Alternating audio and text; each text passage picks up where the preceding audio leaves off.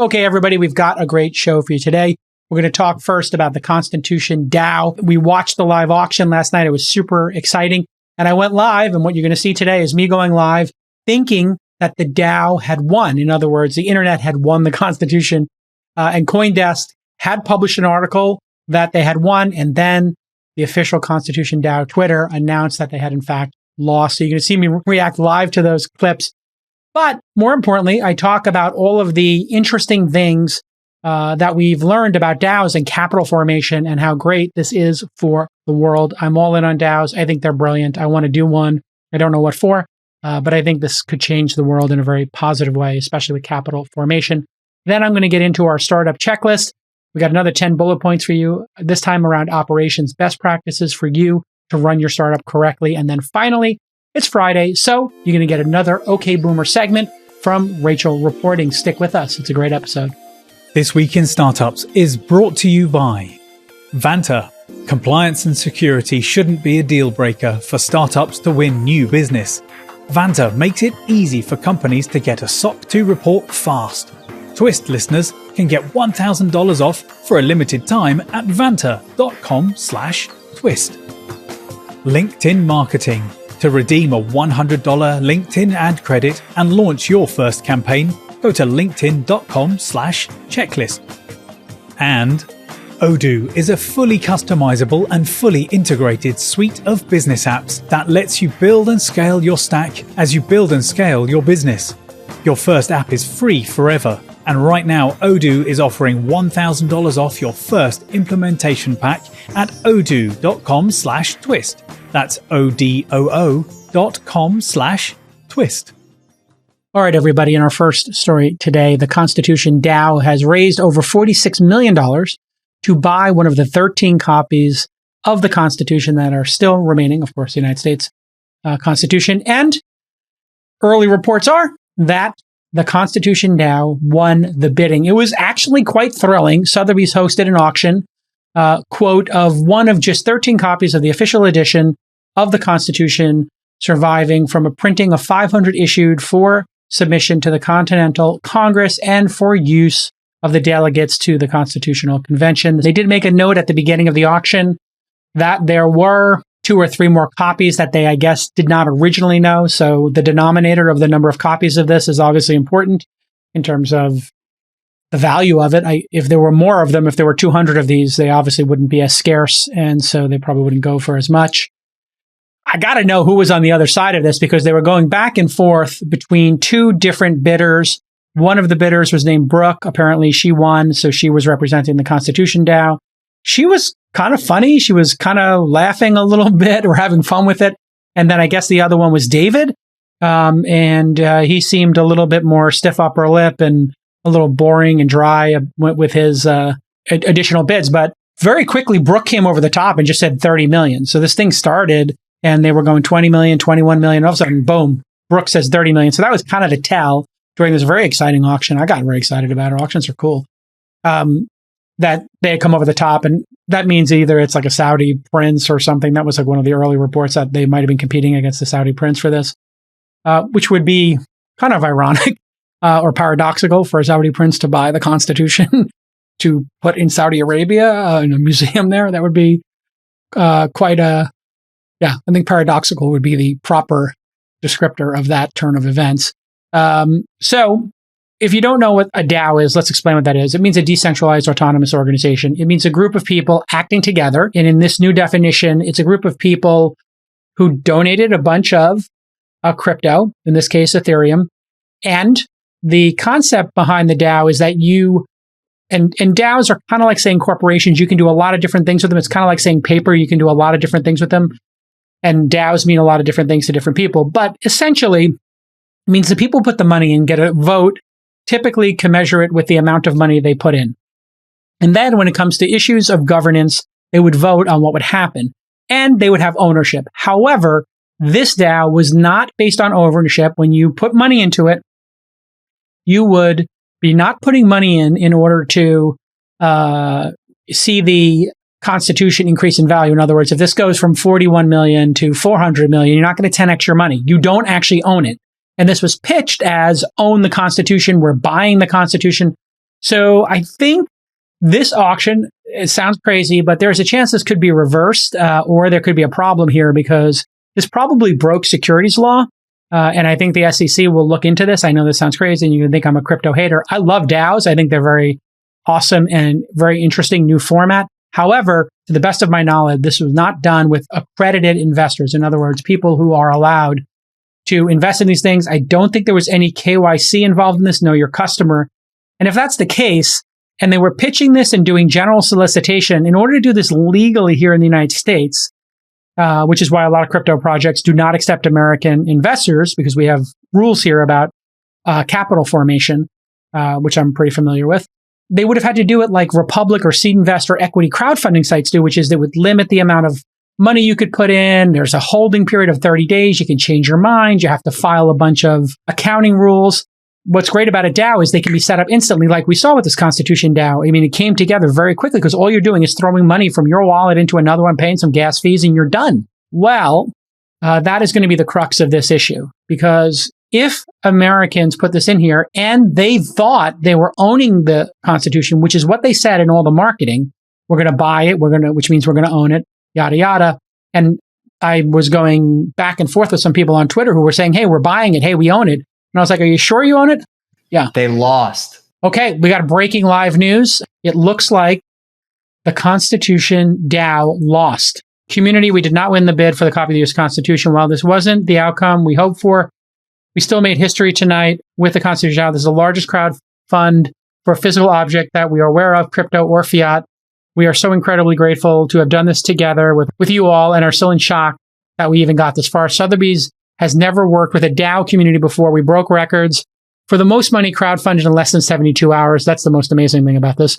We've educated an entire cohort of people around the world, from museum curators to art directors to our grandmothers, asking us what ETH is when they read about us in the news, about the possibilities of Web3. And on the flip, this is really written poorly. And on the flip side, many of you have learned about what it means to steward an asset like the U.S. Constitution across museums and collections, or watched an art auction for the first time. We had 17,437 donors with a median donation size of $206. Wow, that's like some Bernie Sanders strategy there, really small donations. A significant percentage of these donations came from wallets that were initialized for the first time. In other words, people specifically bought crypto to do this, which is really cool. You will be able to get a refund of your pro rata amount, effectively minus gas fees, through Juicebox. Please expect more details about this tomorrow. Our team has not slept for the past week, and we're giving people the night to get some rest before we're back at it tomorrow a.m. Each one of you were a part of this. We want to also thank our partners in this work: Almeida Research, Endowment, FTX US, Juicebox, Morning Brew, and Syndicate DAO. So these are really interesting times. Back to the legality of this. The legality of this is pretty clear. If you're going to do something like this, you need to have accredited investors only. If you do accredited investors, there are limitations on that. My understanding is 250 people, up to 10 million or 99. You can go above it. In other words, like a venture fund. And if you were to do this the way they wanted to do it, they were saying you have governance, you can vote, but you don't own it, but we're buying it and you're owning it. So the messaging was not clear, but that's great, because since they didn't win it, this doesn't have to be reversed. There doesn't need to be an SEC investigation into this if they broke securities law, because everybody's going to just get their money back, minus gas fees. And the gas fees are probably somewhere in the neighborhood of 15% I saw when people were doing these, because Ethereum, I guess, is very busy and time on the blockchain costs money. I mean, I don't know why Ethereum is so expensive still. I think that's why Solana is doing so well. But Ethereum does have a plan to make things much cheaper. So continuing on here, what an amazing moment in time to see this many people come together. And I think in order to contextualize this, what I've been thinking about is, what else can we do? Because if you can put $40 million together, this quickly, what is the possibility if instead of 17,000, 17 million people got involved? Well, there could be 1,000x, what we just saw. We could see $1 billion show up for a cause. And if that seems crazy to you, just remember, this all reminds me of Live Aid. And Live Aid raised $127 million. We had this incredible concert. All of this money was raised to feed Africa and to help people starving in Africa. If something trends like this through social media and you really can just move money freely without having to worry about governments getting involved and regulations, we could see crazy things happen. Now, we could also see crazy amounts of fraud. Who knows? People could abscond with the money. But maybe people should be able to do what they want with their own money is something I've always said, so I don't want to be hypocritical here. If the donation size was 200 and somebody committed a crime here, then you have the legal system to come after them. Okay, SOC 2 compliance is critically important. Why? If you don't have SOC 2 tight, you're going to lose major customers. You just can't close them. It's that simple. And guess what? Vanta, V-A-N-T-A, is going to give you $1,000 off your SOC 2 compliance. Vanta's compliance software makes it easy to get and to renew your SOC 2. They continually test against technical and non-technical SOC 2 requirements. They partner with over 24 audit firms who have been trained to file SOC 2 reports directly within Vanta. And on average, Vanta customers are SOC 2 compliant in just 2 to 4 weeks, compared to 3 to 5 months without Vanta. Take it from Kitty Hawk CEO John Hegrains. He heard me read Vanta's ad and emailed me about how much he loves Vanta. I'm kidding you not. John told me that Vanta was essential in helping Kitty Hawk get SOC 2 compliant so they could target larger customers. If you haven't heard of SOC 2, you will when you get to those big customers. So unlock the big sales and give your employees time to work on more business critical assignments like your product, like sales. Vanta's giving Twist listeners a $1,000 discount on their subscription at vanta.com/twist. Once again, vanta.com/twist for $1,000 off. VANTA.com/twist. So what this says to me is we need to really think about the accreditation laws in the United States. People want to place bets. People want to do fun projects like this. Why are we stopping them exactly? Because we want to protect them? Well, there's other ways to protect them. Maybe we'd say, hey, if you want to form a DAO, the max you can accept from anybody who's non-accredited is $500, which, by the way, equity crowdfunding has rules like this. But even those rules make it so people don't want to do equity crowdfunding. So I think it's time we just take accreditation rules and we say anybody can invest their money in whatever they want to do under 2 circumstances. It's under a $500 bet. And number 2, or any amount if they have a driver's license or a gun license. Basically a license that says they know how to invest. So there should be a test for financial literacy that you get a driver's license or a gun license or a motorcycle license equivalent. Doesn't have to be an easy test, but it could be online. It could be in person. Who knows? Who gives it out? We have Series 7 and some of those tests for Wall Street. Should have just a simple test that people take, right? Take the simple test. When you got the simple test, you can do what you want with your money. It would be very cool if when people went to Vegas, they could take a gambling test before they played. We don't require people to do that. So doing this would be much more than people do when they go to Vegas.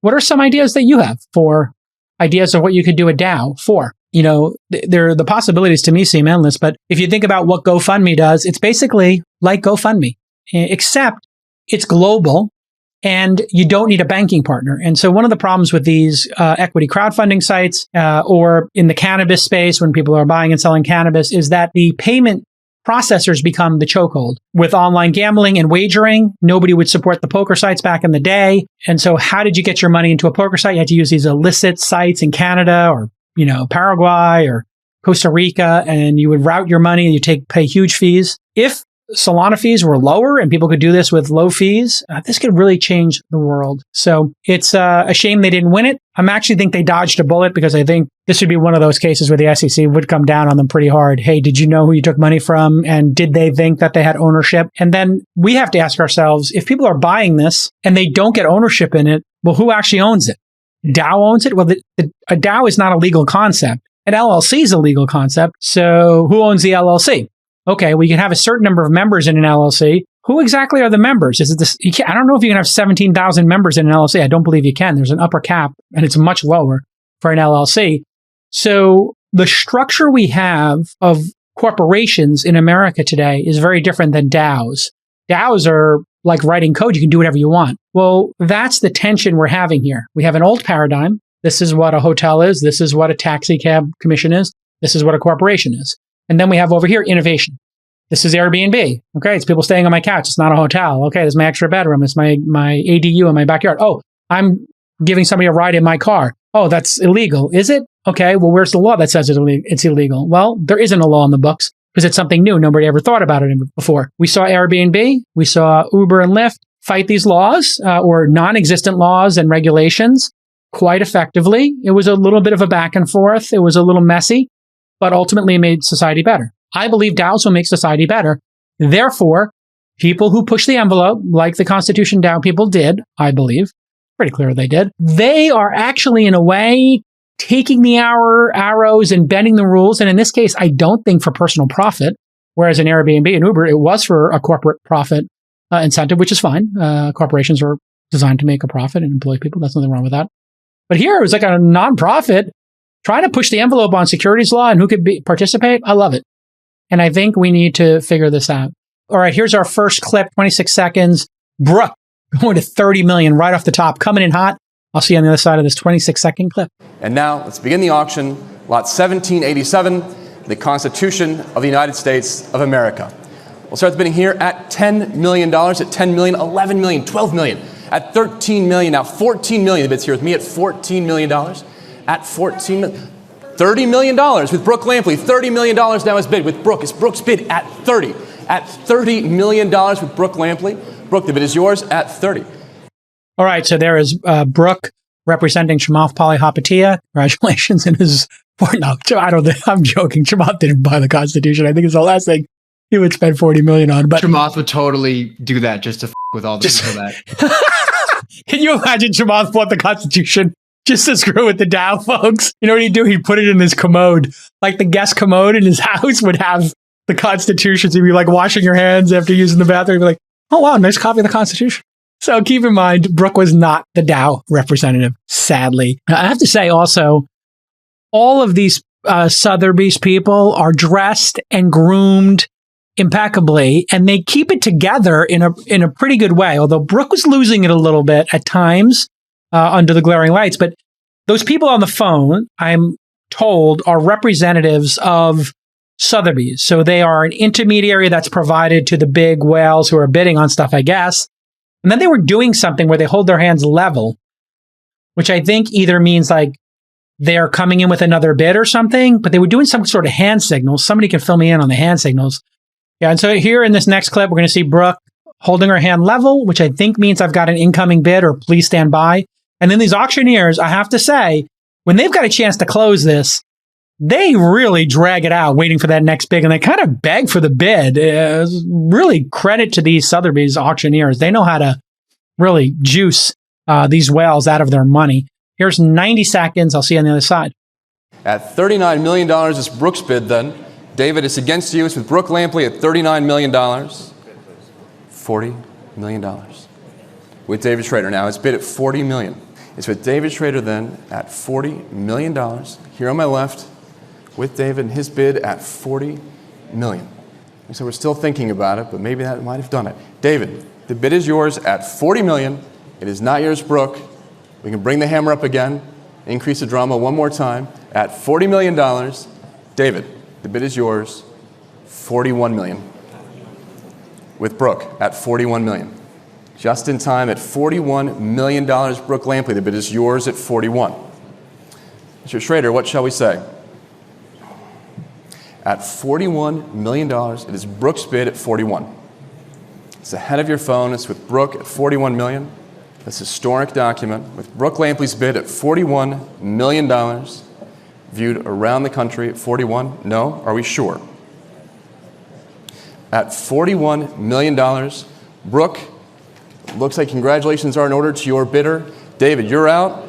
Anyone else is welcome to jump in, but Brooke Lampley, the bid is yours for the United States Constitution at $41 million. Sold, $41 million, paddle 411. Congratulations. And this is why I never go to any fundraising benefits, because they do this where they do these auctions and then they know your name and they start calling your name and they put lights on you. I never go to that stuff. And then when I give a donation, I say, don't put my name on it. I give the donation and I don't go to the benefit. I'll pay you to not go to the benefit. Please don't subject me to that peer pressure. I hate it. This is why I don't go to these benefits. I just give the donation and don't put my name on it either. I don't want my name on any pamphlet. This was an interesting one because you see Brooke was losing it a little bit. So she was laughing. David was just like, I'm done. And he just hung up the phone. And yeah, you saw that. Like, I guess that means when you put your hand sideways, like there's an incoming bid or just give me a second. And $41 million. I got to know who bought this. I mean, we have to find out who bought this. before I start the ad read, just go to linkedin.com/checklist and you will get a $100 credit towards your first ad campaign on LinkedIn. Okay, let's get to the ad read here. Every startup founder and marketer has been in this situation. You know it well. You're planning to launch your new campaign. You know your audience. The team is happy. Everything's going according to plan. You love your creative. But you got that one thought in the back of your head, don't you? How can I be sure that my acquisition campaign will drive high-impact leads for my sales team? You need those high-quality leads. We all know that. And with LinkedIn ads, you don't need to guess. Because when you advertise on LinkedIn, your message reaches the people who are ready to engage you. They're in the business mindset. You know that. LinkedIn equals business. Business equals LinkedIn. The end. Over 30 million companies are active on LinkedIn today, and over 71% of professionals use LinkedIn to make business decisions. So, startup marketers, don't wait to start achieving your brand and lead gen goals. No, LinkedIn is offering our listeners exclusively a $100 ad credit to get started today. Get the hundy and get your first LinkedIn campaign up and running at linkedin.com/checklist, linkedin.com/checklist. Terms and conditions apply because they're giving you a hundy. And then I guess the question is, what's going to be the cold open on Saturday Night Live on Saturday? Is it going to be this or is it going to be the Rittenhouse trial? It has to be one of the two. I got to think this is going to be on Saturday Night Live this week. It feels like a cultural moment when the dorks and the crypto people are screwing with Sotheby's and the auction of these like elite things in the world. I love these shenanigans. Like, I'm not a fan of crypto grift, but these kind of shenanigans where a group of people put their crypto together and then buy something for the fun of it and the LOLs, like I'm there for it. I am all here for DAOs being precocious and doing fun things in the world. Let's go. Like, let's get a DAO together and buy like whatever the biggest house in LA is and turn it into like a party rental. I don't know. Come up with some great idea where something's for sale. Like maybe somebody has a giant farm or something, right? Put a DAO together and make it into a public park, you know, like a national park. That's the kind of stuff we should be doing with DAOs. It would be super cool if we said, hey, you know, Flint, Michigan is having these problems with lead in the water. Somebody start a DAO for that. And let's all put 200 ETH in it. And then let's have the government try and stop us from deploying that money to fix the goddamn water pipes in Flint, Michigan. That's the cool, sorry, you bleep that out, but that's cool going on in the world. And when you can capital form quickly, listen, I form capital in the form of syndicates. That takes weeks. I form funds. That takes months to a year. Capital formation is a slow, arduous process with a lot of friction. The reason I'm so excited about DAOs is the instantaneous nature of capital formation that will be will soon be free or close to free. All these gas fees, if they were 10% in gas fees here or 20% in gas fees or 30% in gas fees on these small charges, I know they're big. You know, if people were paying $40 to put in 200, that means there was like $8 million in gas fees. So I think the real winner is whoever gets those gas fees. People can let me know how that works exactly, because I didn't realize gas fees had gotten that expensive. I think they're high for small donations, but Solana would have been really free. So this is kind of like a global GoFundMe, Patreon type moment. And with all that crypto wealth sitting out there, they have to do something with it. And these are interesting, cool projects. This would be as if, you know, the entire world decided to solve certain problems together. And yeah, I know the miners get the gas fees, right? And then there was this other party that was involved in the transferring of it in the wallet. This is the big winner, by the way. The winner of today's auction was Juicebox.money. Let's get the founder of Juicebox.money on here, but it's really cool that you can program this stuff too. So this is where I think we're going to see something very interesting happen. For those of you who are not familiar with DAOs, you can program them. So you could say, hey, let's say you own the Constitution. You could have the ability to sell your shares. Okay, though, how do you sell your shares? Well, you first have to offer them to the people in the Constitution DAO. If they don't want to buy it, then you can sell it to somebody outside of it. Or maybe the rule is you can sell it to anybody anytime. It's your fractional ownership. Then what if the Constitution generates revenue? Well, then they could vote. What do we do with the revenue? The group might say, if we're making $1 million a year off this, why don't we just donate that $1 million a year to an educational program? Or they might say, you know what? I would like 2% as an annuity on the money I put in. So I put in $200.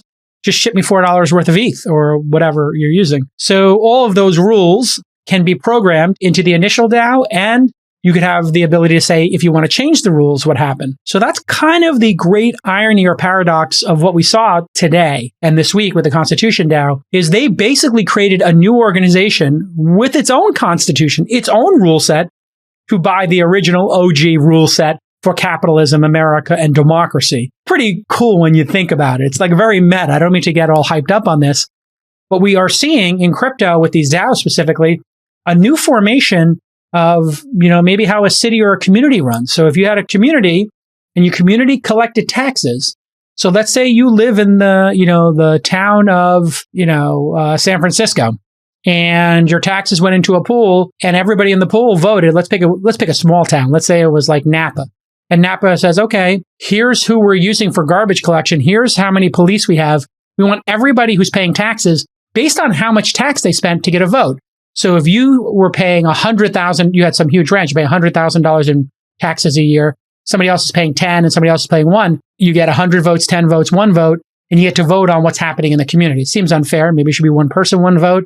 Maybe it should be by dollar amount, or maybe it should be some fraction. If you spend over an amount, you get 2 votes, but not 100 to 1. All of those could be programmed into a DAO. And then people could say, you know what? We have 30% of extra budget here. What should we do with it? Pay down our debt? Should we build a new park? Should we add pre-K or nursery school for our students? And then people could vote on that. And then in real time, people could say, you know what? We got another problem here. Hey, it's fire country. We want some ideas around how to solve for fires. Let's all vote on what we want to do. Okay.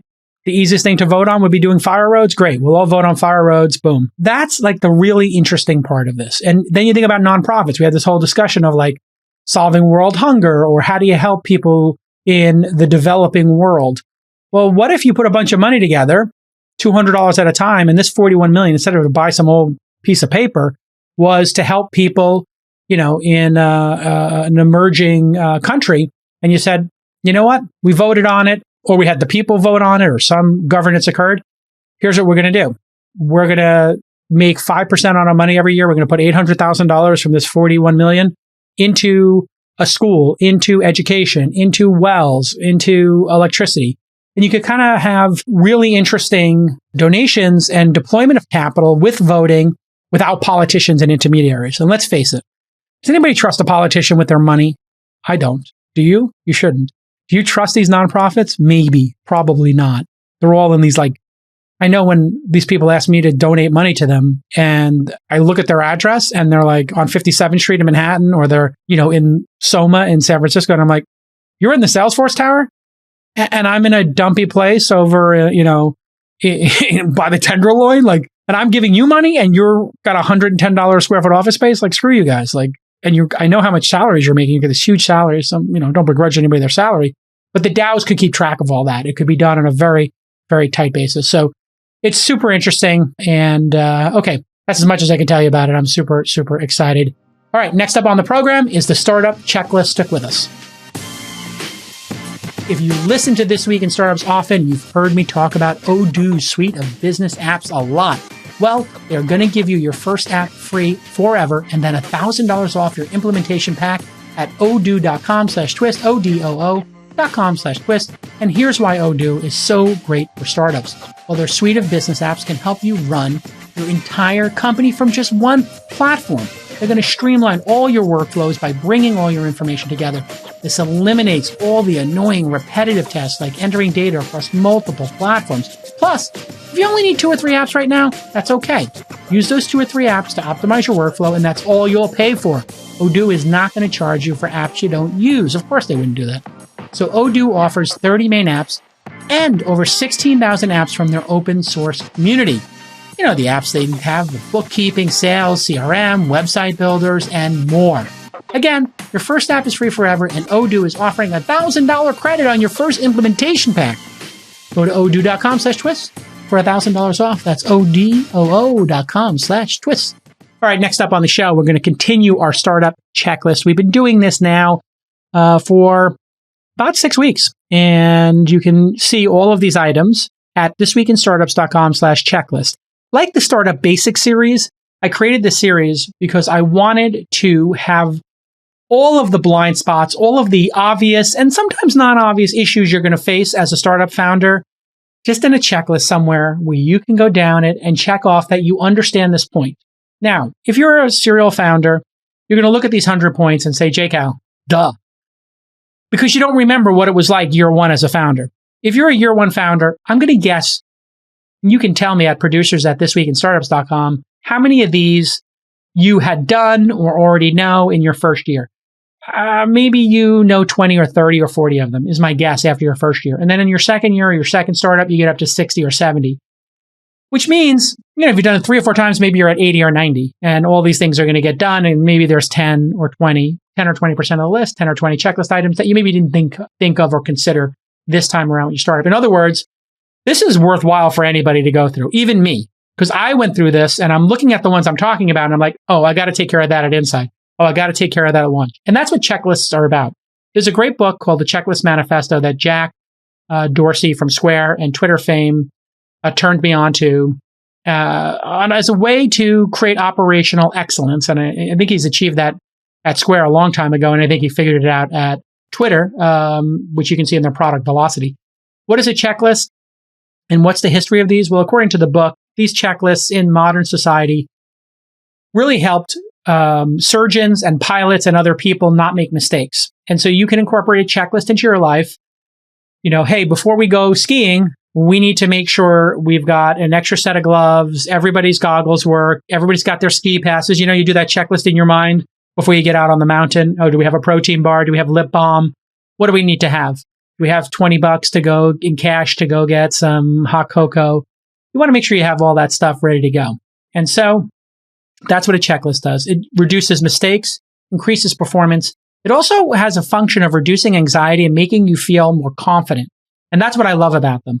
Our producers here on This Week in Startups, as one example, have a checklist before a guest comes on the show. They have a checklist when we start our live streams on YouTube. We have a checklist after we publish the episode of what we do on social media. Okay, did we share this on Instagram? Did we share it on TikTok? Share it on Twitter? Did we make a LinkedIn post, etc.? All of these important things. Did we let the person who was on the show know that the show is published and here are the clips to it? Once we had checklists, we found anxiety went down, performance went up, and that's what it's all about. Now, do you need to create a checklist for everything in your life? I don't know if you do, but I do know that since I started doing it, I feel like everything's more in control. I feel like people do a better job at their job, and I think everybody wants to do a good job at work. So if you look at pilots, and I've watched pilots, a lot of my friends are pilots. Hey, are the flaps at 10%? Flaps 10%. They repeat it back, call and repeat, right back and forth. Okay, did we tweet this? Yes, we tweeted it, but not the pilots. I'm talking about my producers. And this is a really great system for keeping planes from falling out of the air. And when they have a problem, they pull out the checklist. Okay, here's the checklist for one engine out. Okay, right. Turn the engine off, restart the engine. Okay, check the RPMs, check the oil pressure, check the oil. And they go back and forth. And they have dual sets of gauges. They're checking both sets of gauges. They're going back and forth. Man, the power of a checklist in a really frightening situation, like a plane, really important. And that's why they say aviate, navigate, communicate, I think is their alliteration for keeping the plane in the air. You got a problem, you got to aviate. Make sure the wings are level. Make sure you have speed. Make sure you know your height, all that stuff. Okay, navigate. Okay, where's the nearest airport? Okay, and then communicate. Okay, let the ground know you got an engine out and you're going to land. This is very important. ABC, airway, breathing, circulation. When I was on an ambulance, that's what they taught us. I don't know if that's changed. Airway, tilt the person's head back is what we were taught at the time. I don't know. I haven't been an EMT for a while. But make sure you check that airway. Breathe. You feel the air coming out. Do you hear it? Okay, the airway's good. Okay, breathing. Okay, do you hear the breathing? Okay, circulation. Let's make sure the blood's pumping. Airway, breathing, circulation. They just pounded that into us. But I'm going to read from the NIH, Initial Assessment and Treatment. The airway, breathing, circulation, disability exposure approach is a systematic approach to immediate assessment and treatment of critically ill or injured patients. The approach is applicable in all clinical emergencies. That's why I like to create these kind of alliterations. I didn't actually know disability exposure. That's kind of cool as well. So anyway. Let's go into our checklist for today. Again, you can check all these checklists at thisweekinstartups.com/checklist. And I'm doing this as much for you as for me. You can take this checklist and you can edit it. You can write a blog post about it. You can remix it if you want to make a PDF out of it for us. All I ask is that you put that link in, take it from This Week in Startups by J-Cal and his team, thisweekinstartups.com/checklist. So if you want to make a PDF, just non-commercial, please. But if you want to remix this or rethink it or change it or, say what you think is wrong or better about it, let's make it a living doc. Put your comments in thisweekinstartups.com/checklist. Okay. Item number 1 for today, because we're going to talk about operational excellence, optimizing your operations is today's theme. So number 1, which is number 61 in our overall checklist. So 61 on our checklist, number 1 for today. Do you have a low burn culture? I want you to ask yourself that question because as a founder, you set the tone for everything in your company, especially how you spend money. And you typically have more to do than other companies because you're trying to create something new in the world and you have less resources. That means you have to have a low burn culture. So you don't want to have excessive spending. You want to spend intelligently. This means when you hire somebody and they say, hey, listen, Google and Facebook are offering me X plus Y and Z. Your response is, we can offer you 50% of X and there's no way we can offer you Y and Z, but we will offer you A, B, and C. The ability to direct what you're doing here, be part of something exciting, not soul crushing, like optimizing an ad network at Facebook, or working for our dystopian future in the metaverse. And C, you're going to get stock options, which will in all likelihood be worth 0, but could be worth a lot more than 0 if we all figure this out and we're in it together. So essentially what you're saying is, no, we're not going to compete with that. And you don't want anybody who wants you to compete with that. And if they say, hey, I'm getting, 18 weeks off and I'm getting RSUs and I'm getting, my car paid for, whatever nonsense it is, I'm getting severance. You just say, yeah, we can't compete with that. Sorry, no. And then once you've set that expectation, then you're going to want to really negotiate things hard. So every time you have a vendor, you want to negotiate. If you got a lawyer, you can say, hey, can you do our legal work at this flat rate? Can you do our fundraising at a max of $20,000? You'd be surprised how many lawyers will actually agree to cap their fees or will negotiate their fees, or accountants to keep you in business and support you in the early days. So don't be afraid to ask for a discount or to ask for a cap on services. You don't need to get fancy office space. Obviously, we know in pandemic, you can build just as easily. We would do our meetings at, a burger joint, or we would, Brian Alvey and I and Peter Rojas and Ryan Block and Sean Gold, when we got together to do Weblogs Inc., we were in cafes, doing stuff for free. You don't need to waste your money on swag or things that you see big companies doing. Everything goes into the product. Everything goes into sales and growth. And you really try to scale your startup intelligently. And on episode 934 in our Scaling Your Startup series, which is about something different than the checklist, that was about growth, we did talk about low burn culture, and you can double click on that if you want to.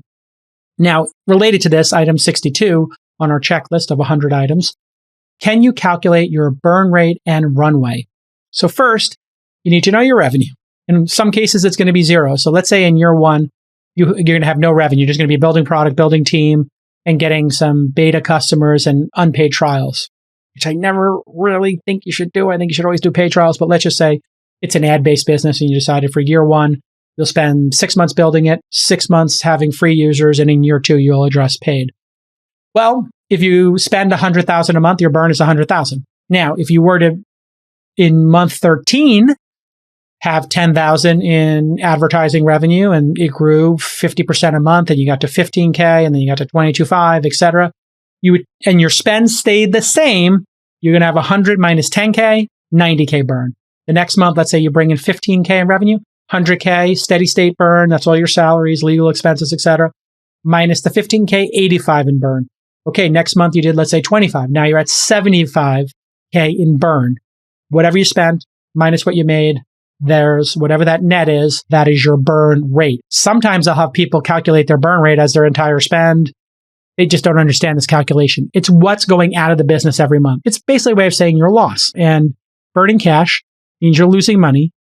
Another way of framing losing money is investing in your business, which is what we're doing here in Silicon Valley. We're saying instead of you bootstrapping the business and spending what you make, we'll accelerate your growth. We'll trust you to spend some money intelligently, and we'll take the risk that, hey, maybe the revenue never shows up and this thing goes out of business or gets sold in a fire sale. But you do need to know how to calculate it. Once you have your burn rate, what you can do is you can look at how much did you lose in the last 3 months, and you could average it. So in the example I gave, for the 13th, 14th, 15th month, in your second year with the advertising, we had 10K in revenue, 15K in revenue, and 25K in revenue.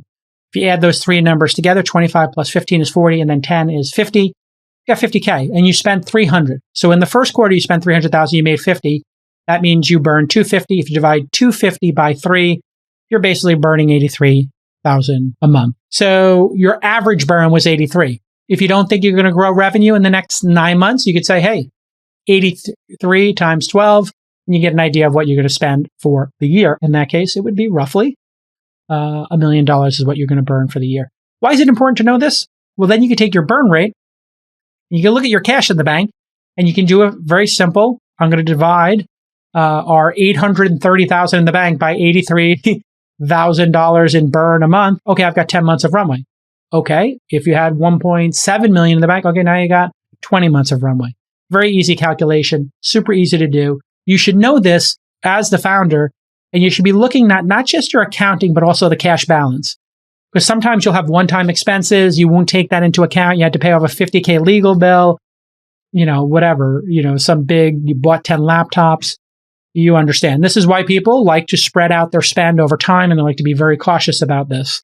So understand your burn, and what your real goal is, I think, is to have 18 to 24 months of runway in the bank at all times. I think that is the best way to run a company in the early stages. Why? Sounds too conservative? Because it means you have at least a year to be heads down and not worry about money. You can go 12 months, iterate 2 or 3 times, figure it out. You'll be able to sleep at night, maybe not chew your teeth and grind them down to nubs. And then, you'll be watching this, and maybe you say, you know what, we got enough traction here. I'm going to start raising in month 13. I'll need 6 months to raise the next round. Or you can say, God, nothing's working. I need to meet with my board in month 7, 8, 9 and get some idea of a pivot here or what I should do. And really, it's like in the case of a pilot, understanding your altitude and your speed and just knowing, hey, my descent is X and my speed is Y, my altitude is Z. I can get to a runway. Oh, I'm low? I just took off and I lost both engines like Sully? Okay, I'm not making it to Teterboro. I'm not making it to JFK. That's not happening. I'm going in the Hudson. Remember that live call? You can insert that here. We're going to be in the Hudson. It was an incredible moment. What a hero. Sometimes you need to ditch. And the equivalent in a startup is you shut the company down and you're going to return the money if you have money left, or you're just going to make sure everybody gets a soft landing and gets off the plane, and the plane's going to sink and be totaled. That's not what you're trying to do in that situation. You're just trying to get everybody off the plane safely. It's not life and death, but it is nice to close things up cleanly so that you can go start another company. Okay, 63. Do you have a forward-looking org chart? What does it mean, forward-looking org chart? Well, I just made that up. We all know what an org chart is. Okay, there's 2 founders, and we've got 2 developers under one founder, and we've got a sales and a marketing person and operations founder under the other founder. One person's building the product, other person's building the business. Great, easy org chart. All right, what does it look like in year 2? What does it look like in year 3? Let's have a 2-year org chart. We're 7 people. What did I say? 5, 6, 7? Yeah, 7 people now. We're going to wind up at 35 after 18 months. Okay, how does that fill in? Okay, we're going to have a director of sales who has 3 sales executives and 2 SDRs under them. Okay, we're going to have a CTO, or the founder is going to be the CTO, and we're going to give them that title. And she's going to have under her 4 developers, and they're going to have under them 2 there's going to be a project manager and a designer also reporting in for those 6 people. All right, operations. We don't need a COO yet, so we're just going to have a director of operations, and the director of operations is going to manage our outsourced accounting, outsourced HR. But in year 3, we want to bring accounting and HR in, or want to bring HR in year 3. You get the idea.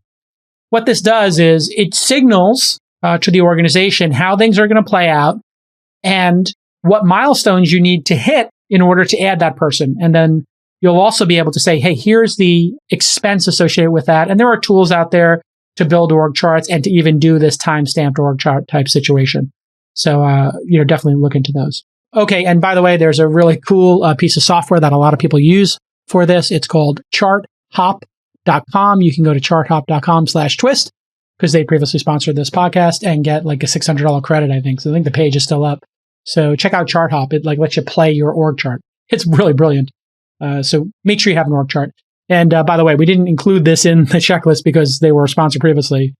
We happen to have the best sponsors on this podcast. So what's important here in an org chart is not just who reports into who, but who's responsible for each project. So org charts are kind of like old school concept of like the hierarchy. Put that aside for a second, and then you can make a similar chart, which would just be for who's in charge of a product ultimately. And so if you read the Amazon book or you have an idea of Amazon's culture or Google's, this concept of a single threaded leader, STL, on new projects, somebody has to be accountable for any new initiative. So just think about new initiatives. When we did the This Week in Startups meetups, I said, Rachel, you're doing a great job. You're in charge of this. Now, everybody in the organization knows who's in charge. So if they have a question, they go to her. And she knows she's in charge. So she won't say, I didn't know I was responsible for that. It's like, no, you're responsible for it.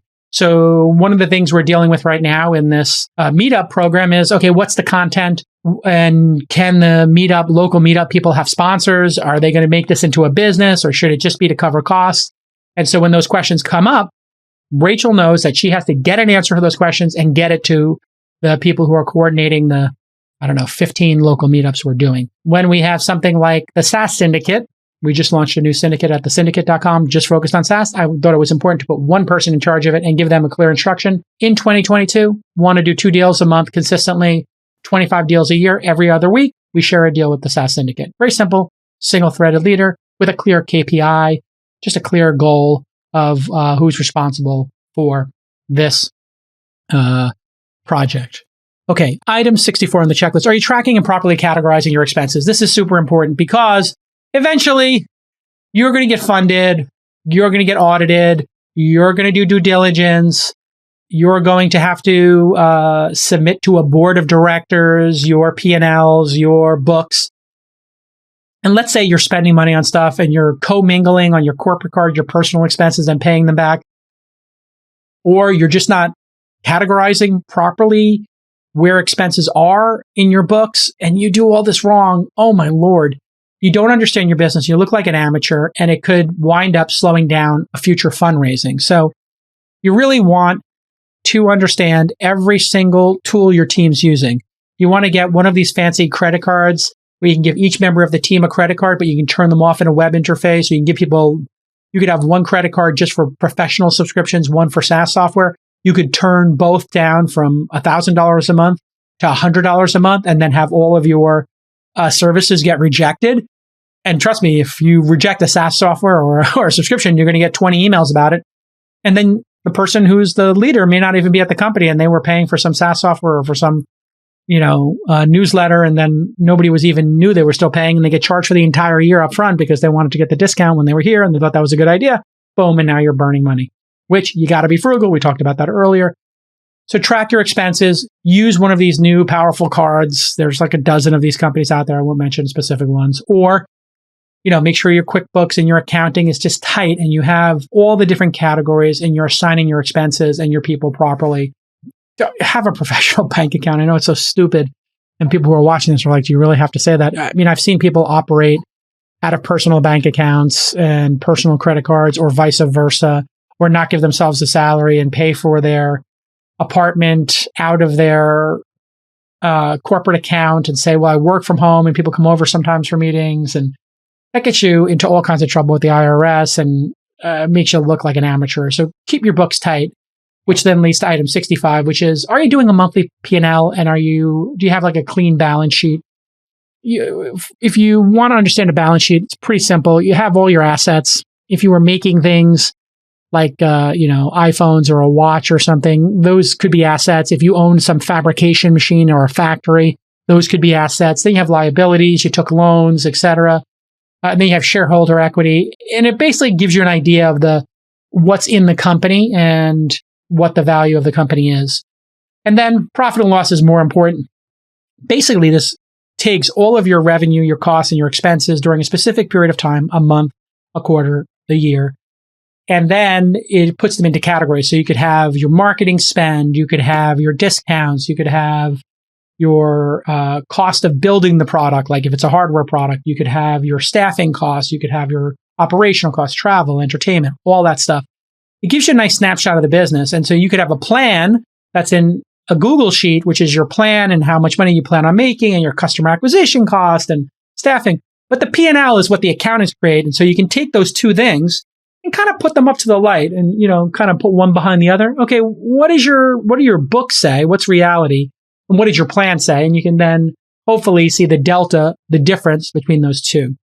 And when you start having board meetings, you'll be attaching these. People will be looking at them. They'll be looking for things that are wrong, looking for things that are not nominal, things that are not normal. It comes up in diligence. You want to get the stuff right. And I tell you, it probably takes you 100 hours as an executive to get good at this stuff and to get into a rhythm. Well worth you doing, because then when you get to fundraising, I think it might increase your chances 5 or 10% if these things are right. Now, I'm not saying people are going to invest in a company just because their P&L and their books are tight and everything's perfect. But I do see like 5 or 10% of people maybe don't get funded because this stuff is a mess. 1 out of 10, 1 out of 20, things are messy. And then a VC is just like, I don't want to deal with this, or, come back after you've cleaned it up. So it could delay a financing, or you just come across as less credible because you can't keep your stuff tight. It would be a similar thing that could happen in legal, where you don't have IP assignments or an employee stock option or vesting schedules, where you gave 30% of the company to some fakaka, crazy, predatory consulting firm / accelerator that charged you to build your app and then took 30% on top of it to maintain your app. I do see those things. Crazy. Checklist item number 66, make a growth plan and resource it properly. People who make plans to grow have a much greater chance of growing than people who don't make a growth plan. Startups are intended to grow. If they are not growing at a brisk, consistent, vibrant pace, they are dying. That's basically how the venture community and public markets eventually look at these things. You're either growing or you're dying. If you're going sideways, you're not growing, you're dying. Maybe you're in it to fight another day. Great. You're default alive. But we're really looking for growth. And when you're starting, you're telling a story about future growth. When you start actually ringing the register and have users signing up, now you're selling performance. So you have to know, hey, am I selling the promise of my company or the performance of my company? In the early days, you're generally selling the promise, but at some point you get to $1 million in revenue, and now they're going to be looking at the performance as well as the potential and promise of your business. And you can make in your plan a 5%, a 10%, a 20% month over month growth plan. And I suggest you do that. And then you should look at what compounding growth does to a company that's making 100,000 in year one versus, and then 5% compounded growth, 10% compounded growth, and 20% if you're making but 10K a month. These are radically different scenarios, right? Adding $500 a month versus 2,000 doesn't seem like a lot, but go ahead and do compounding and you'll see why compounding interest rates, and people will fight for 1 point or 50 basis points or 25 basis points on a mortgage. There's a reason. Compounding interest rates, compounded growth rates really do work. And you got to ask yourself when you make these plans, well, if I'm trying to grow 20%, where's that 20% growth going to come from? Okay, 25% of the 20% of growth is going to come from landing and expanding. Okay, that means we have to have great customer success, great customer support so that people will add people. And are we asking people if they want to add people? And do we have that set up? Okay, well, if we're going to resource that, we're resourcing one group of people. Oh, we want to get 75% from new customers this year. Okay, 75% from new customers means we need more salespeople. Okay, and the salespeople need more leads, and the salespeople turn over quicker than regular people in the company. So we're going to need, for every 2 salespeople we want to have online, we're going to need to hire 3 because 1 out of 3 are going to leave voluntarily or involuntarily. So make a plan and then benchmark yourself against the plan, and you will be delighted to see how well things go for you. And again, just like this checklist helps reduce anxiety and keeps people focused, so does a plan. Okay, startups should always use accrual-based accounting. And that's item number 67 here. Make sure you're using accrual-based accounting, not cash-based. Just like some people will start a venture-backed startup and make it an LLC and then have to change it to a C Corp. Some people start with cash-based accounting. They sell somebody a 2-year contract. They book $100,000 in November. Then they have somebody on a monthly contract in November. Instead of selling them $100,000 over, 2 years in advance, they're just taking $2,500 a month right now. And that's coming in on a cash basis. So you basically are confusing everybody as to what's going on. Have a great accountant or have a good accountant, but have an accountant and get to accrual-based accounting so that you're booking your revenue when you actually delivered the service. That's what it means. If somebody buys a year-long membership to a gym, the gym doesn't take all that money in January. They spread out, the $1,200, $100 a month, right? And you book $100 every month. And the same thing is true for expenses. You can then spread out expenses. If you had to buy, I don't know, a forklift or a tractor at a farm and you're leasing it, well, you're paying every month that lease. But if you didn't lease it and you paid cash for it, well, you could say, well, the life of this, $120,000 tractor is going to be 24 months, and then we're going to sell it and get half our money back. Therefore, $60K over 24 months equals this amount of money. And we'll spread out those costs. And you can talk to your accountants about how to do that legitimately. And it gives you just a more crisp view of the business, and it builds your credibility, doesn't it? So often people ask me if you're using cash-based accounting, if that eliminates you from raising venture capital. No, but they might say, fix this and then we'll fund. So it might delay your fundraising. If you're kind of meandering and you're not high growth and you have cash-based accounting, those two things combined might lower your credibility so much that the VC just invests in somebody who's got tighter books and a tighter snapshot of the business. When you're doing cash-based accounting, really the problem becomes you don't understand the business.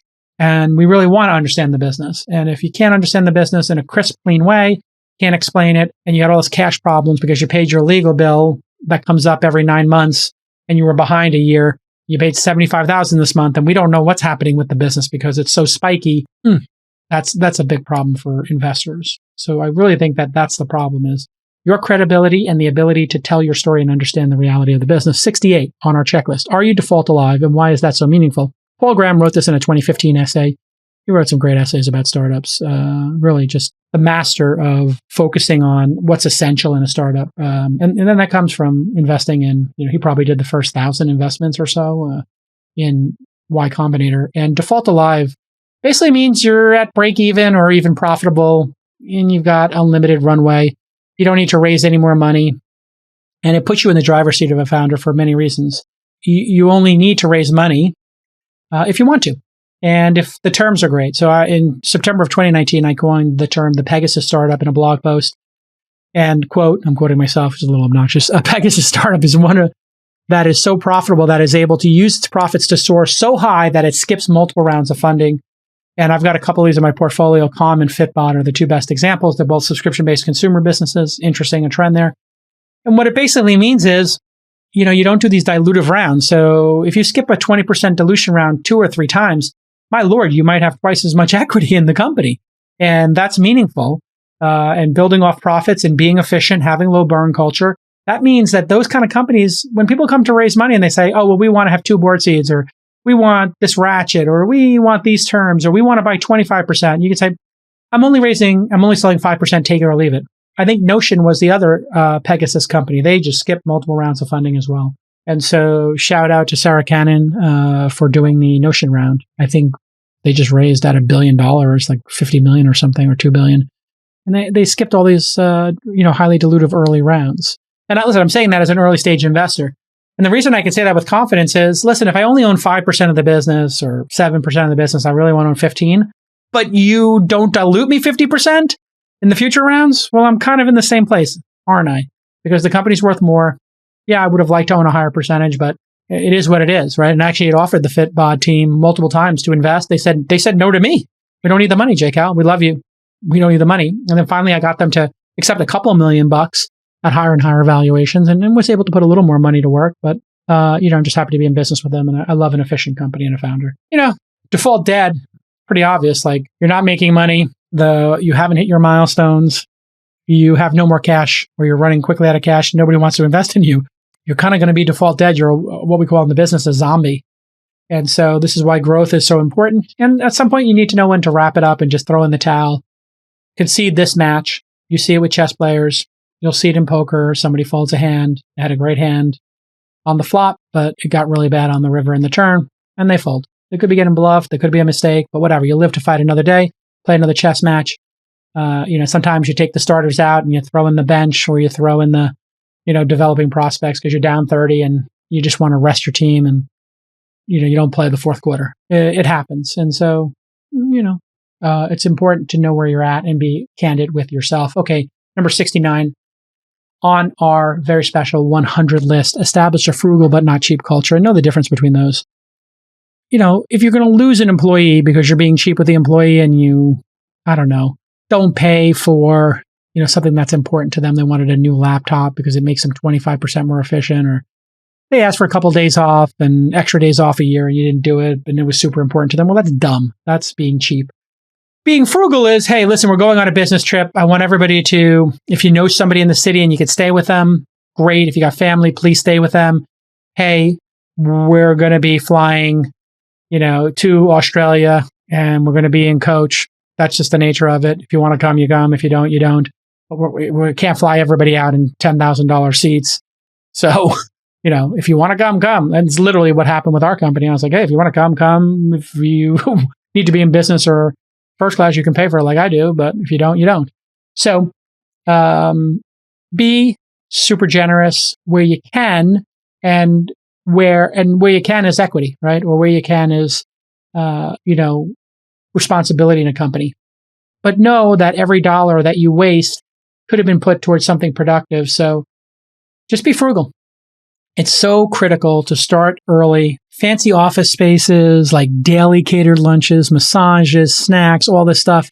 It can get crazy. And it really is a sign, if you're wasting money and you're blowing through it, that you really shouldn't be in charge of the company. And Adam Newman is probably the ultimate example of that. $60 million private jet, while WeWork is losing billions of dollars and people are questioning their model, and he's smoking cannabis on a plane. I don't have a problem with smoking cannabis, but smoking cannabis on a plane and the pilot's getting high who are trying to transport you. Like, this is just such bad character and credibility destructive for the organization that you started, your brand, your personal brand, that guy had to go, right? Okay, number 70 on our list. Have you read The Lean Startup? Do you understand this concept of the lean startup? And that was published by author Eric Ries. He was on the program, episode 199 and episode 1041. And it basically says, you're going to take the scientific method, you're going to spend the least amount of money as possible in order to get the answer to your question. So if you are wondering if people will, I don't know, join a SaaS syndicate, well, you can put up a landing page for a SaaS syndicate and do it in 10 seconds, or you do a remote demo day. I can put up a Squarespace website, see if anybody applies. Costs me $20 a month or close to nothing. I don't need to build out a bunch of infrastructure, build a bunch of software to know if that's going to work. Do it with the least amount of work possible. Be the laziest possible to get the answer to the question.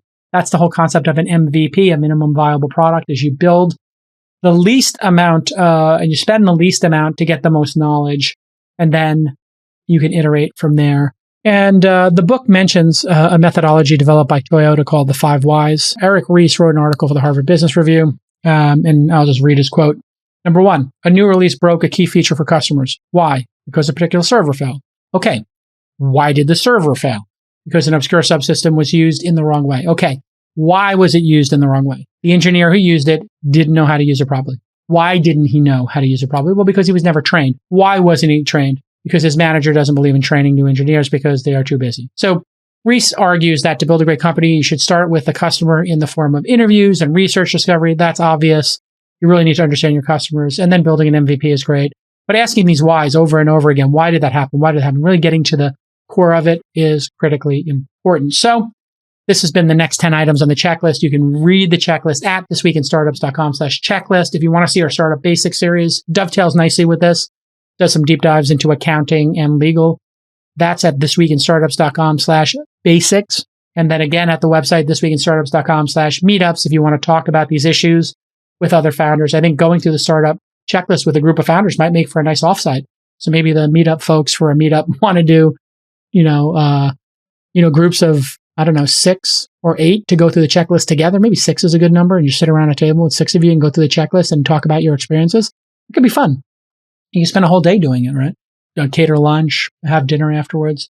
All right, what a great checklist we're doing. Great job to my team who's been working really hard on the checklist, suffering through it. In fact, trust me, they're working with me, they're suffering.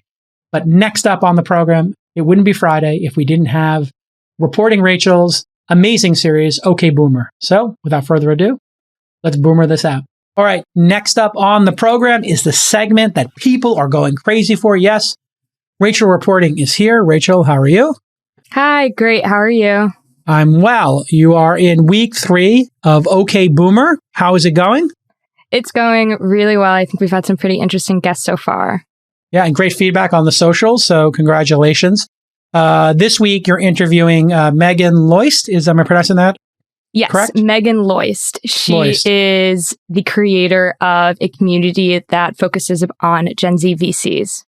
Got it. And she's at Lear Hippo. I'm friends with Eric Hippo. I knew him when I was in New York. He was a magazine publisher, turned venture capitalist. So from what I understand, and I watched your interview with her ahead of time, for those people who are about to watch, she just did a tweet and said, hey, anybody in Gen Z investing? And all these people came out of the woodwork, people both who were working as investors and people who aspire to be investors. So what are we going to hear in this conversation? Because this is unlike our emotional work guest about bringing your emotions to work and your whole self and all that. This is just a rabid capitalist, correct? I think our conversation definitely focused just on different things that our previous episodes focused on. And I'd like to continue doing that, having each episode differ conversation, just to keep things interesting. And Meagan is known to be the queen of venture capital. That is in her Twitter bio. That's pretty much known in the Gen Z VC community. So we talked about her role in venture capital. And what I thought was most interesting during our conversation was her thoughts on community building and how she thinks that community building is actually going to be more of an integral part of the founder pipeline, for lack of a better word, from here on out, especially if you are focusing on Gen Zs. It does seem like a big part of the puzzle. In fact, you are working on here, and you talked about it with her, thisweekinstartups.com/meetups. So every business is trying to activate their community, and DAOs, which we've talked about on the program a whole bunch, are a community plus capital. All these different communities will drive the growth of a product or service or startup or organization. So it's critically important. I think it's going to become one of the great career paths is you know how to build a community, you know how to coalesce and get people excited about a project on social media. Yeah? I definitely agree with you, because I think the three buckets that we're most focused on before community really came in were obviously product, team, and customers. And I think community is probably going to be added to that. And the thing that I think is very cool about that is community will probably start coming out before product.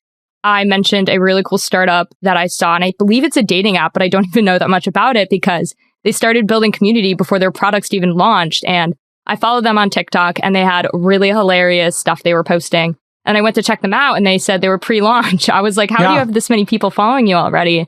And there's like that phrase where it's like, what is it? Build and they will come. And I feel like they didn't have to build. They kind of did a reverse where they went to the people before launching. And I think that's also nice because they'll probably avoid a lot of bumps in the road in the future by seeing what people want first. And before we did like user testing, obviously, where we have a small pool.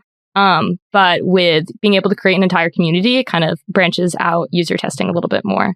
All right. And if anybody wants to pitch Rachel on an idea for Gen Z and the OK Boomer segment, you can just email producers@thisweekinstartups.com. Producers@thisweekinstartups.com with your ideas for the show. Great job. And we'll see you all next time. Here's your interview for OK Boomer for the week. Hello, everybody. Welcome back to another episode of OK Boomer. Rachel reporting here. Today we have Meagan Loyst on, and Meagan's actually been on my radar since October of 2020 when her Medium article came out titled Gen Z VCs Weigh In, Top 4 Trends We're Watching and Our Favorite Companies. It covered how she was able to survey 71 young investors to find out what should investors be looking out for in terms of the Gen Z market. Some questions included, what trends are you interested in? What's an unexplored area or trend you think can be served by a new company focused on Gen Z? And what are your favorite Gen Z brands or companies? A few months later, I ended up joining a Slack you ran called Gen Z VCs. And what's really crazy is last week's guest, Emily Herrera, is actually also a part of the group, but I had no idea she was a part of it due to the thousands of people that are actually active in the Slack now. So thank you so much for joining the show today, Meagan. Thanks for having me. Yeah, very excited. I know Emily very well, and many other Gen Z VCs all over the world. So I'm excited to dive in. Yeah. So I think I want to start off with a question. What areas do you see young investors honing in on? I know in your Medium article, you focused on the creator economy, edtech, and social gaming. Is there any one of those three that you really feel like you could dive into? Yeah, I mean, I think the creator economy is it's a very obvious one, right? You think of young investors today and the way that we sort of engage with social media in particular, I would say TikTok, like they hit 1 billion users, I think, faster than any other social platform that we've sort of seen in our generation. And also just like the cultural ramifications of that, right? You saw basically within a year, people like Addison Rae, Charlie D'Amelio go from just regular people like living in high school or in the Midwest to becoming like stars that everyone looks up to all over the world. Same with Ryan Kaji, but on YouTube, and he's 8 years old or 9 years old now. I think that people are just exposed to creators in a way that I think our previous generations were exposed to celebrities. Like they're the people we look up to, but in a much more authentic way. And you naturally build a different type of relationship with those creators. You look up to them. You also trust their recommendations. And the barriers to creation have never been lower. It's never been easier to become a content creator.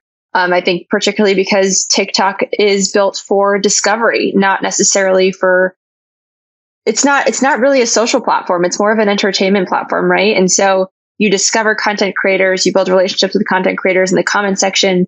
And there's a lot of different tools that are serving those creators who are effectively becoming the next generation of small businesses, right? There's 50 million plus creators today all over the world. And I think a large focus on how you can help these creators monetize beyond brand partnerships. I think that's still a very large portion of creators' income today. I think it's something north of like 70% of creators are monetizing via brand deals. But like, how do you help them own that income stream, own their relationship with their fans beyond the sort of nature of the platforms that they live on?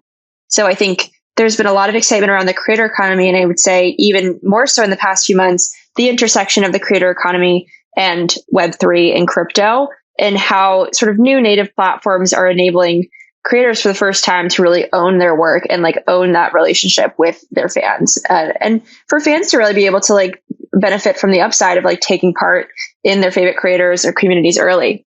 So I would say like we didn't, last year, like a year ago when I wrote that article, I don't think many people, not many people of the 71 talked about crypto. I think if we were to do that today, it'd be a very different story. That leads me to my next question. I was going to ask, has anything changed since this Medium article came out? And I think it's really interesting how you mentioned crypto, because I think the creator economy and crypto and the thought around ownership is going to absolutely explode come the new year. I always tell people I think that is the one area that I'm most excited to see. And I've actually really enjoyed seeing brands now kind of break out into the creator space as well. So not just using like creators as a tool for marketing, but to actually be creating that content themselves over on platforms like TikTok. I'm going to shout out this one app. I believe it was called Keepler app. It's a dating app, but they're all over my For You page, right? And I was like, they are just so funny. And I went and I actually checked out their product, and it hasn't even launched yet, but they're just killing it on social. And I'm like, this is going to provide such great opportunity, not only for having ownership as a creator, but for brands to kind of get their voice out. Because like you said, TikTok is such a great platform for exploration, and it's not a social network. I mean, I guess you're connecting with strangers, which is social, but I am far less likely to go over to the tab that's like watching all the TikToks of people I follow than my For You page. Yeah, 1,000%. And I agree. I think like we actually, so a month ago, we hosted the sort of Gen Z VC summit, and we actually did a new survey of people, which we're not releasing the results just yet. They'll come out next week, so keep an eye out. But what I will say is like fintech, crypto, it's top of mind for every young investor today. Like it's also just like top of mind in conversations, right? Like I feel like every week there's a new NFT project that's launched. Every week people are flipping NFTs and like actually making income from it. Like it's like actually changing people's lives in a lot of ways. Where a year ago, like it just wasn't part of like everyday conversations, and also culture. I think there's been such a cultural shift. And when there's a cultural shift, there's oftentimes tech that's powering things behind the scenes. And even for me, right? Like I wrote the first Gen Z VCs article on Medium. It's been a great article. It's what really kicked off the Gen Z VCs community and movement. And we have had like 9,000 people read it. It's been shared a ton of times, like really great visibility. But like I've made like a cent off of that article, right? Yeah. Versus you look at newer platforms like Mirror. Like I think the evolution of writing on Medium, building a subscription-based audience on Substack, to now writing on Mirror and minting your articles as NFTs that people can sort of collect and take part in. It's just a really interesting evolution, I think, over the past year in particular, where people are turning to Mirror because like you can actually make money for your work and own your work for the first time. And I think particularly for like a community leader like myself, it's like it creates an opportunity for people to really buy into the mission and like take part in that. And so I'll be actually there'll be some fun Gen Z VCs announcements right after Thanksgiving. Super exciting. That pertains to this. So we'll dive into it. But again, I think it's like our generation is interested in investing in Web3, but we're also living it through our own experiences. Like we want to have side hustles. We want to make money doing the things that we love. And Web3 creates an opportunity to really think about those things in real time. It's funny because I think all of my friends have a side hustle that I know of that are also a Gen Z. And even talking about This Week in Startups and our team at launch, there are a few other Gen Zs at our company, not very much. I believe there's 3 of us in total. And I know at least 2 of us, including myself, have side hustles. And it's crazy to think that is so different generation to generation, because I can't even imagine my life without having to do a side hustle. And it's such a big part, not of, I guess, my identity, but of my time, that I am really pumped to see Web3 elaborate on the space more. The first Mirror article that I've read was a few weeks ago, actually. I didn't know too much about it until very recently, where I saw another Gen Z VC actually wrote an article about her journey to becoming sober. And it was on Twitter. I forget who posted it, but it was a long form article. If you know who it is, you can totally let me know. I think it was Brooke LeBlanc. Yeah, it was Brooke. Yes, it was Brooke. It was Brooke that wrote it. Yeah, and it was the first time. I read that too. Oh my gosh. So first off, incredibly well written. She's so well spoken. Obviously a badass girl, a badass woman. And I saw the Mirror URL and I was like, what is this? Because the URLs for Mirror are really funky all over the place. I was like, is this woman posting a spam link for me? And can you elaborate a little bit more for everybody who doesn't know what Mirror is and how we both probably think that this will soon replace Medium articles, at least for our generation? Yeah, it's basically a new writing platform akin to Medium, but built natively for Web3. Like you connect your MetaMask wallet. You can mint your articles as an NFT that you can collect. You can embed them into your articles. It's very similar functionality, just built for a new audience in that like you own your work, you can monetize your work much more easily and sort of enable community around it. They have a bunch more like functionality too. They're organizing a DAO, I think, right now, where they do this write race every week where people can sort of try to get into the DAO. I have not been successful yet, but it's awesome. Like it's like, you know, they're building a truly native Web3 company. So it's great. That's super cool. Yeah. Have you explored anything in the NFT space yourself? So yeah, I've been involved in like different NFT projects as like a mentor. Like the Club CPG did an NFT project maybe it was a few months back now, where I was given an NFT as like a founding member of the group, and then also a mentor pass that I could give to someone else who wants to learn about CPG. There's a Telegram group. We talk all the time about like things that are happening in CPG, and it's like it's like you're part of like a community, which is what I love about NFTs. It's like I personally don't see, like, I don't think of it as much as like an identity thing for me. I see much more power in like how NFTs create access to unique things, whether it's loyalty, if you're like a consumer brand, whether it is community.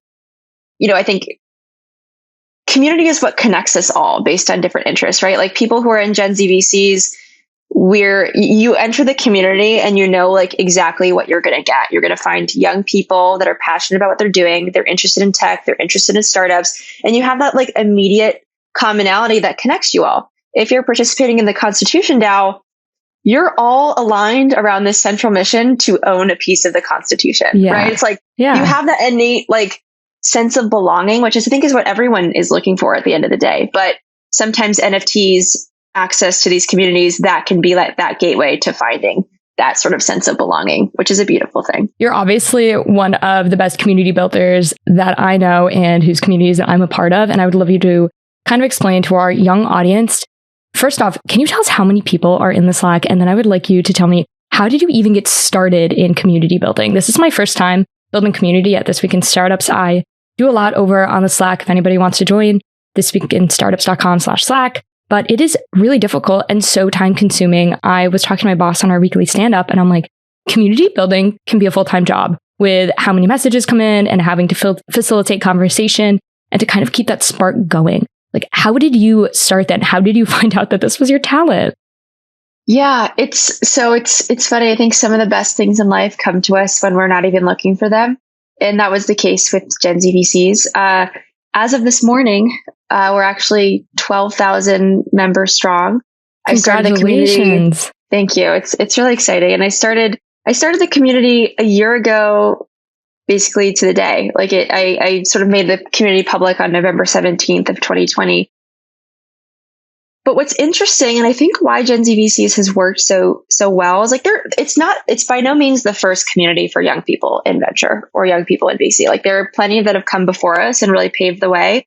But I think why Gen Z VCs was so special in the way that it sort of started was because it happened so organically. Like it wasn't like I woke up one morning, I was like, wow, I need to start a community. This will help my career a lot. It was like I was literally solving a problem and a pain point for my friends. And it emerged out of this article. Like a year ago, I was 2 months into my job at Lyra Hippo. I didn't have any friends in venture. I knew like maybe 5 people that I could count on one hand, all of whom were, they lived in San Francisco. I didn't really know them super well. But my job as a young person in venture is to like be the young person, boots on the ground, meeting people, going to events. And that just wasn't happening because it was COVID. I was living at my parents' house on Long Island. And, I wasn't like meeting people. But one thing that was pretty unique is like, I was trying to find my own voice. I was writing about EdTech at the time and like doing a bunch of research on EdTech. But really quickly at Lyra Hippo, because we invest in so many Gen Z companies, we see like a lot of Gen Z brands and like Gen Z consumer products. And very quickly, I found that I had like a very unique perspective just as a Gen Z consumer in those conversations where we'd meet with a company, they'd be like, oh, Meagan, you're the target customer. Like, why don't you take a meeting and let us know what you think? And I was like, wow, people are actually really value my perspective because like, I understand these companies in a way that I can relate to founders in a different way because like I'm who they're building for. And so I just had this idea one morning. It was like 2 a.m. I remember, and I like woke up and this is like all of my best ideas come to me when I should be sleeping, where I just like kind of like wake up out of bed and I'm just like, I have an idea. And for that, I was like, there have to be other Gen Z investors that are thinking and doing the exact same thing that I am, but I don't know any of them. How do I find them? I want to like I just want to like meet them and like understand like what are they looking at? What are they thinking about? What are they struggling with? And that's what I did. I literally tweeted about it. I think a few days later, I was like, hey, Gen Z investors investing in Gen Z companies. Who are you? I want to meet you. What are your favorite companies, favorite trends? I'd love to compile like maybe an article of our stories and share like the Gen Z perspective on these spaces. And the tweet blew up. And again, like a year ago, like when I started Lyra Hippo, I had 50 followers on Twitter. I had no online brand presence. I had no community. I had never written any articles. Like I was starting from square one, got my job through cold email. Like I didn't have a network. Like it was like in every sense, I think like I was like an outsider in venture. And I think that perspective gave me like, it's helped me create this I think like really unique environment where it's like, no one is an outsider in venture anymore. In Gen Z VCs, you're not an outsider. Like your unique perspective makes you different and valuable. No matter what school you went to, no matter what your parents did, like it's you create your own destiny and you create your own destiny by helping one another. And with Gen Z VCs, it was basically the same. Like I like just tweeted, I was like, hey, like I want to make friends who are like, who's out there doing Gen Z investing? I want to meet you. And that's literally how it started. I did calls with 71 investors who commented on that tweet from all over the world, Beijing, Stockholm, London, Africa, like just Gen Z investors. And it blew up, right? It was because for the first time, people didn't even know Gen Zers were old enough to be doing investing. So that was like a surprise. People were like, what? Like Gen Zers are investing? That's crazy. Gen Zers were starting their own funds. Gen Zers were creating funds in college that they were investing out of and starting as early as, high school in some cases. And also the third piece I think is like, people are always curious about what the next generation is doing and thinking because we are like the kingmakers of platforms. where the pace of technology and innovation, I think, has never been faster. And also just the way that Gen Z, the next generation, interacts with technology, it informs a lot of investment decisions around like culture, company building, literally everything. And so the article blew up.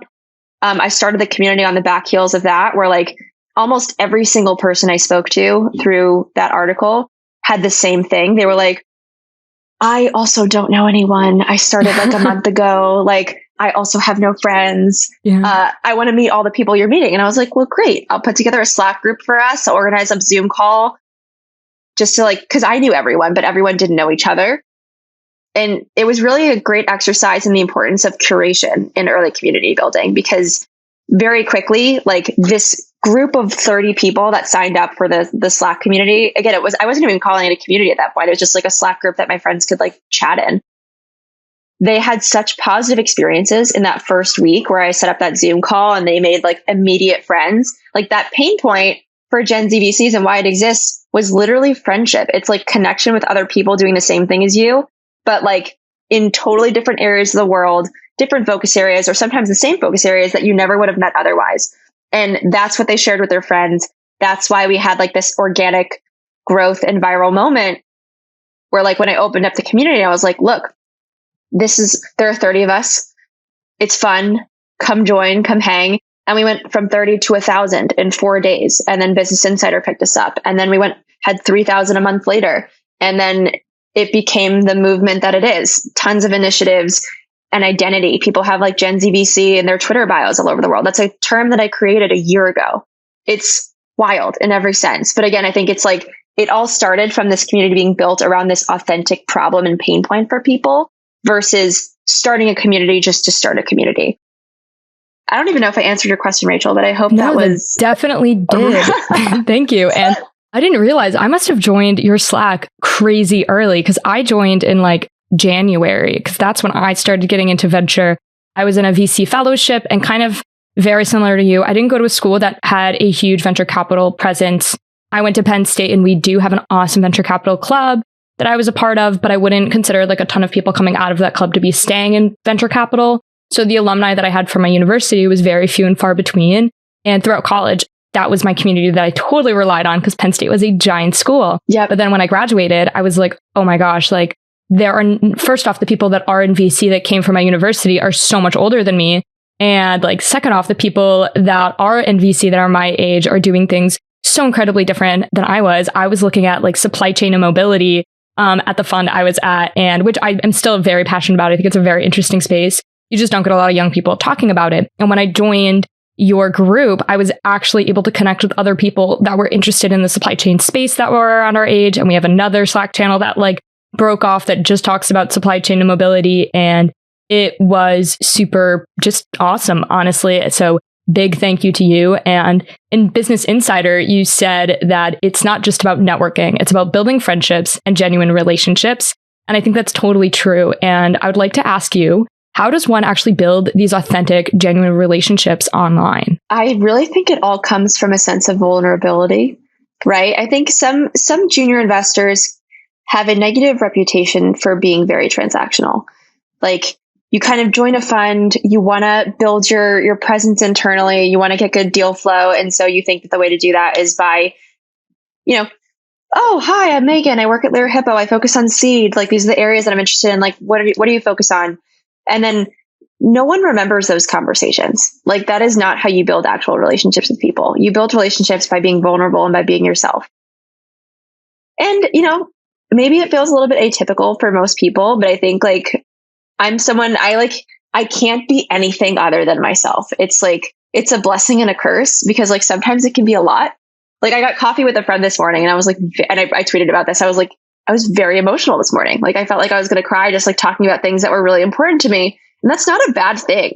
Like, that builds like even stronger relationships with the people around you because you're being like, you gravitate towards people who are like warm and like human at the end of the day. And I think that's something that I do really well is like, I'm very, very good at like removing any and all barriers around like myself and who I am to let people in to like my brain, my thoughts, and also encouraging other people to do the same. Like, I usually start a conversation, like if people are new to venture, I ask like, how can I help? And also, what are you struggling with? Like, what are the areas that you could use help with? Versus like, what areas do you spend time in? Like, how do you think about like the future of e-com enablement? Like, no one's going to remember those conversations. They're going to remember the people that like really took the time to get to know them. And also that like lended a hand or lended an arm to, to make their experience more positive, especially if they're newer to the ecosystem. So the answer is vulnerability. I think you have to be vulnerable. You have to put yourself out there. And that's how you build great relationships. And even for me, like the initial the original like 30 Gen Z VCs that were in the Slack group, so many of them are like very, very close friends of mine. Like I'm doing a sleepover with 2 girls on Friday. Oh, that's awesome. Who like, they were in the original group of people. And like, I've just gotten to know them so well over the past year as friends. Like that's the difference. They're like the people that I know best in venture. Mm-hmm. A lot of them are women in VC, which I think is very special, but like they're friends. Yes. Like venture is what like initially connected us, but like if we were all to like stop being investors tomorrow, we would still be very close friends. I would have a very hard time believing that, anything else would be the case. And like, it's not like the deal flow that connects you. It's like the genuine relationships that you have with other people. That is so awesome. And I think it's even better that you did this for specifically the field of venture capital, where this is a lot smaller of a playing field you're dealing with than maybe at a big bank or something like that. Like firms tend to be a lot smaller. So not only I feel like, at least in my experience, the Gen Zs that I've talked to that work in a similar space than me, they're also some of the only people in their office that are around their age. So I think by having like these external communities in fields that are similar to VC, none are coming off the top of my head, but I would hope that other industries do this as well, because I know it's helped me a lot, especially being a Gen Z that's now post-grad. And even when I was like a senior in college, I started joining these because I was like, I just need to get out of my bubble. You know what I mean? Like I need to find more people interested in this. And obviously there are a ton of people interested in it, but they tend to not be in the middle of nowhere, Pennsylvania. So having things like a Slack group were incredibly beneficial. And I think Slack groups are really interesting because me and my other producer were talking how normally you would build a product and it's very much like build and they will come mentality, I feel like, with a lot of startups. Whereas now we're starting to see more people start to like build the community and then introduce the product. Like I was talking about before with like the Keepler app on TikTok. I know Kinsey Grant, who formerly hosted Morning Brew's podcast, has Thinking is Cool now, and she opened up a community before they really officially launched their product. Do you think that this community building mentality is going to disrupt the classic funnel that's like product, team, customer? Like, do you think this is going to be added to the flywheel, or do you think this is just something kind of like special and unique to the world of venture capital? No, I think it extends way beyond. And I think it's something that every founder should be thinking about from day one, because community is what builds loyalty. Loyalty is what builds like repeat purchase behavior, like building lasting, sustaining companies on Facebook and Instagram alone. Maybe that worked a decade ago. It's not going to work today. Your community is literally your lifeblood. And you have to build community. And I think even some of our best consumer companies, our best like Gen Z companies started with like great wait lists around like a vision, a product, and a community, right? It's like, it's the future of consumer. And I think it's also really important for enterprise too. But it's interesting. Like maybe you don't call it community, but I think many founders start building community, even if they don't even realize it. Like many founders start with a problem, right? And then they start doing user interviews. That was like how I built Gen Z VCs, was just like that. Even though I didn't even know it was doing it, I was basically interviewing Gen Z VCs about like their pain points, what opportunities they were seeing in the world. And then I put them in a group. Many founders do the same thing, right? Where like they see a problem, they interview people and do like customer interviews, and then like they solve that problem. Sometimes community is the start of that, or like you're bringing all these people together around this common issue. You're gathering feedback, and then you build the product. Gen Z VCs was no different. It was just like the product is effectively community. Yeah. But I think founders do that all day, every day, and it's also the future of startups. Yeah.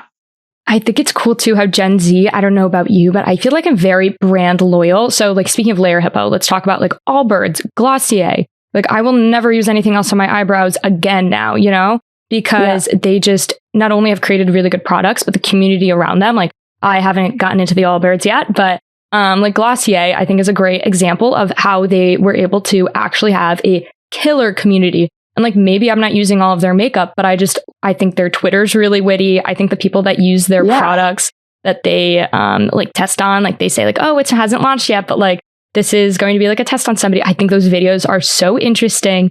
Their ability to create community has now made me be such a brand loyal customer. And I think you're incredibly right with startups need to be thinking about this for day one. Because just imagine if Glossier started off with like a Slack group and they're already killing it. Like, imagine I saw online another company, Merit, Merit, another makeup brand, where the community was just really, really awesome. And I'm excited to see where all that can go. And well, thank you so much for being on the podcast. This was a great conversation. I think you are so good at community building. I'm going to say it again. And you have helped me out in more ways than one. And this is the first time we've even spoke. So thank you so much for helping me connect to others in the venture capital community. I've gone to a ton of book clubs and happy hours virtually because of you. So you are absolutely kicking butt. And I'm excited to see where Gen Z VC can go. Thank you, Rachel. Thanks for having me. Yeah, it was a ton of fun and big things ahead. Awesome. Thanks, Meagan.